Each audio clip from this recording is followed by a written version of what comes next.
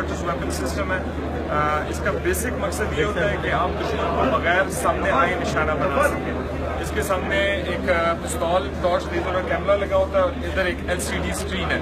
इसका बेसिक होता ये है कि टर्न इट ऑन आपको दिखा सकते हैं कि आप दुश्मन को बगैर सामने आए किसी भी दीवार के पीछे से या किसी भी दीवार के ऊपर से निशाना बना सकते हैं। इसके अलावा जो हमारा एक और नया प्रोडक्ट है वो है लाइट स्नाइपर राइफल। ये basically bolt action sniper rifle है। ये दुश्मन को 1000 मीटर के साथ पिन पॉइंट एक्यूरेसी के साथ लिए निशाना बनाने के लिए इस्तेमाल होती है। इसके अंदर 26 इंचेस की एक मैच बैरल है, 14 मैग्निफिकेशन स्कोप लगी हुई है, 20 MOA रेल है। ये 175 ग्रेन मैच एमुनेशन के साथ 1000 मीटर तक दुश्मन को निशाना बना सकती है और इसका फोल्डिंग स्टॉक भी है।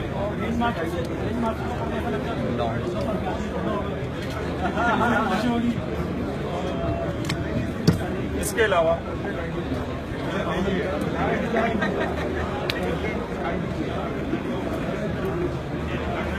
हमारे चंद मेजर प्रोडक्ट्स के अंदर MP5 है जो बेसिकली हम 2-3 वर्जन्स में बनाते हैं। एक MP5 P3 और A2 है। P3 comes with retractable stock, ये 9x19 इसकी चेंबर होता है।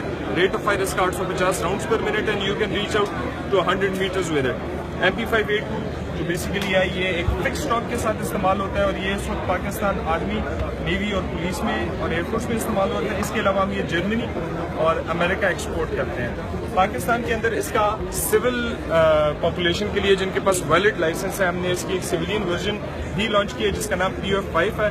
ये बेसिकली जो भी पिस्टल लाइसेंस जिसके पास वैलिड हो उसको ये पिस्टल रखने की इजाज़त है।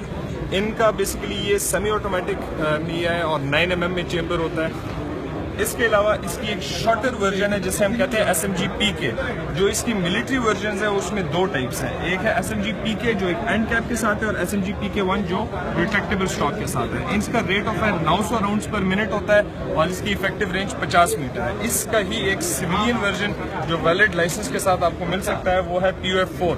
ये बेसिकली एक पिस्टल है which is semi automatic irreversible. ये सिर्फ सेमी ही फायर करेगी, उसको ऑटोमेटिक में करना इंतहाई नामुमकिन टाइप से है। इसके अलावा कुछ गोल्ड प्लेटेड है। ये जो भी पाकिस्तान के दोस्त ममालिक होते हैं उनके जो मेहमान होते हैं उनको कभी कभी हम गिफ्ट करते हैं। इसके अलावा जो जिसे हम एक PF का प्राइड कह सकते हैं that is the rifle G3A3। इसकी प्रोडक्शन हमने 1965 से शुरू की थी and till date we are manufacturing it और हम तकरीबन 1 मिलियन से ज़्यादा ये राइफलें बना चुके हैं। इस राइफल की मॉडिफाइड फॉर्म जो है वो G3M है जो basically is a dolled up version of the same rifle.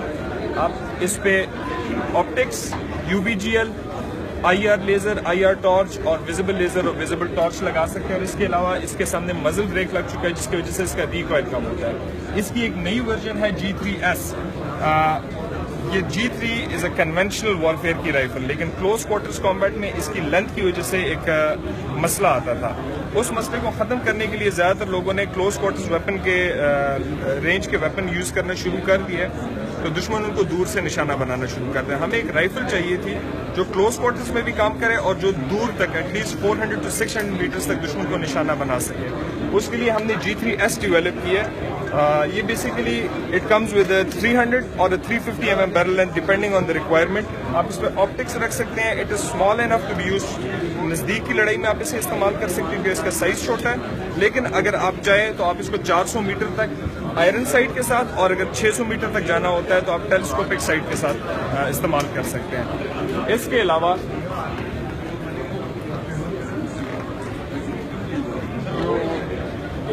हमारी सिविलियन पॉपुलेशन जो वैलिड लाइसेंस रखती है जिनको हुकूमत ने अलाउ किया हुआ है उसके लिए हमने एक राइफल बनाई है जो 308 कैलिबर में है जिसका नाम है 308 स्पोर्टर। इसकी barrel length as per Pakistan के कानून के तहत हमने 20 इंच रखी और ये सेमी ऑटोमेटिक इरिवर्सिबल है, मींस कि ये सिर्फ सेमी ऑटोमेटिक फायर करती है। ये जिसके पास वैलिड राइफल का लाइसेंस होता है वो बंदा ये प्रोक्योर कर सकता है और PF4 और PF5 के बारे में मैं ऑलरेडी आपको बता चुका हूँ। इसके अलावा ये कुछ हैंडगन्स हैं जो पाकिस्तान ऑर्डिनेंस फैक्ट्री मैन्युफैक्चर करती है। इसमें ये B6 ST9 और PK9 हैंड गन्स है। ये 9mm के लाइसेंस के साथ हम सिविलियन पॉपुलेशन को और इसके अलावा हम जितनी भी लॉ इन्फोर्समेंट एजेंसीज है उनको हम ये प्रोवाइड करते हैं। ये then again these are gold plated, same PK9 वही पिस्तौल है, वही मेटलर्जी होती है, इसको सिर्फ गोल्ड प्लेट करके इंग्रेविंग कर दिया जाता है ताकि वो खूबसूरत लगे। ये ज़्यादातर गन कलेक्टर्स या कोई पाकिस्तान का कोई हायर रैंकिंग ऑफिशियल किसी और मुल्क से कोई दोस्त ममालिक के उनको गिफ्ट करते हैं। इसके अलावा हमने एक और नया प्रोडक्ट जो लॉन्च किया है,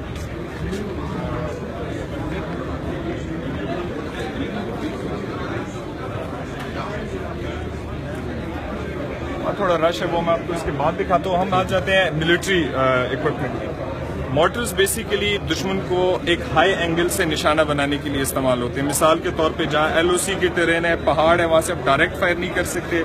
किसी दुश्मन को आपने पहाड़ के पीछे जो छुपा हुआ है उसको निशाना बनाने के लिए हम मोटर्स इस्तेमाल करते हैं। मोटर्स हम 3 कैलिबर्स में बनाते हैं, 120, 81 और 60 mm। हर कैलिबर में हम हाई एक्सप्लोसिव और ट्रेनिंग राउंड्स बनाते हैं। इसके अलावा मोटर्स में ही इल्यूमिनेटिंग राउंड होते हैं ताकि अगर दुश्मन रात को हमला करे तो हम इस मोटर को आसमान में फायर करके ये एक फ्लेयर छोड़ देता है जो पूरे इलाके को रोशन कर सकता है ताकि हम दुश्मन को रात की तारीकी का जो फायदा उठा रहा है उसको हम निशाना बना सकें। इसके अलावा हम हैंड ग्रेनेड्स, स्मोक ग्रेनेड्स बनाते हैं जो बेसिकली आप जब फेंकते हैं तो वो स्मोक छोड़ देती है।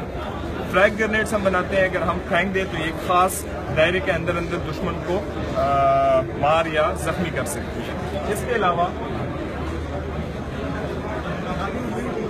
हम आर्टिलरी एमुनेशन बनाते हैं। जब आपने दुश्मन को दूर निशाना करना हो तो आप ज़्यादातर आर्टिलरी इस्तेमाल करते हैं। आर्टिलरी एमुनेशन पे हमारे पास एक बहुत बड़ी रेंज है जिसमें 25 पाउंडर, 105, 130, 122 और 155 इस्तेमाल किए जाते हैं। ये दुश्मन को लेट से from pretty close range up to 30 kilometre range तक हम उनको निशाना बना सकते हैं। ये शल इतनी प्रिसीजन के साथ हम किसी भी दुश्मन में गिरा सकते हैं कि मिसाल के तौर पे एक लेट से ये बूथ जितना है इसके अंदर हम एक शल 30 किलोमीटर दूर से लैंड कर सकते हैं। इसके अलावा हमने एक एग्जिस्टिंग 12.7 टैंक एमुनेशन में आपको दिखा दूँ।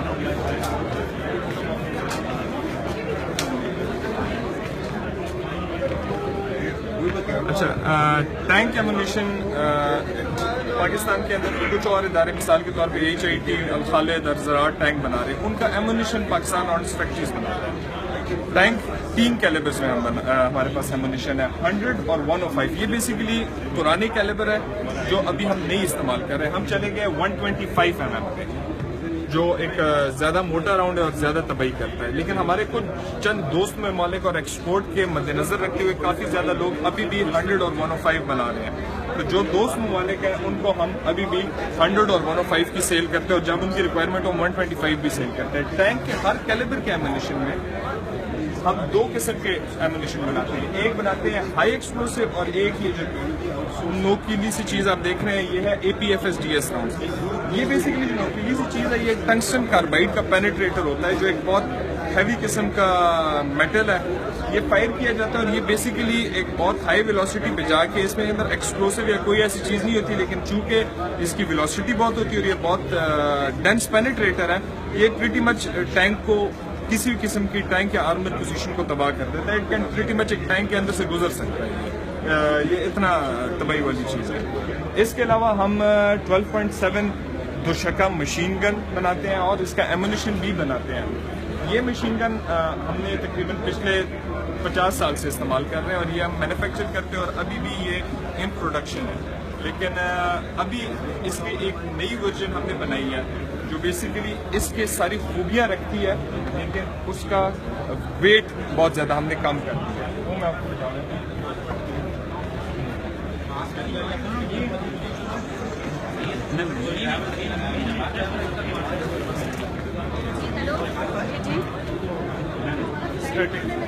अच्छा, ये बेसिकली सेम वही काम करता है।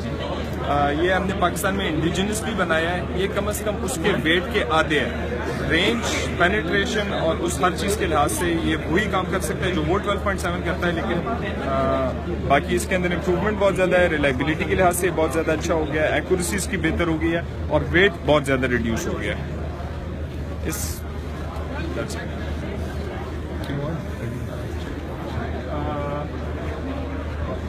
इसके अलावा हमारे काफ़ी ज़्यादा कमर्शियल एक्सप्लोसिव्स और कमर्शियल केमिकल्स की सेल्स हम करते हैं। बेसिकली कमर्शियल केमिकल्स बहुत ज़्यादा इस किस्म के केमिकल्स होते हैं जो पाकिस्तान की मुख्तलिफ इंडस्ट्रीज़ के अंदर इस्तेमाल होते हैं। मिसाल के तौर पे डिफरेंट इंडस्ट्रीज़, कोई साबुन बनाने का या कपड़े का कारखाना या कोई भी केमिकल इंडस्ट्री, वहाँ उनको ये basic as a chemical raw material चाहिए। ये भी पाकिस्तान ऑरेंज फैक्ट्री मैन्युफैक्चर करता है। इसके अलावा आप जितनी सिविल कंस्ट्रक्शन कर रहे हैं, मिसाल के तौर पे आपका संदक का प्रोजेक्ट है या बलूचिस्तान में आपके या चित्राल में आपके टनल्स बन रहे हैं, वहाँ आपको एक्सप्लोसिव चाहिए होता है, लेकिन वो एक्सप्लोसिव बेसिकली कमर्शियल एक्सप्लोसिव होता है। तो कमर्शियल एक्सप्लोसिव पाकिस्तान के अंदर जहाँ जहाँ रिक्वायरमेंट है वो पाकिस्तान ऑरेंज फैक्ट्रीज मैन्युफैक्चर करते हैं। Thank you sir.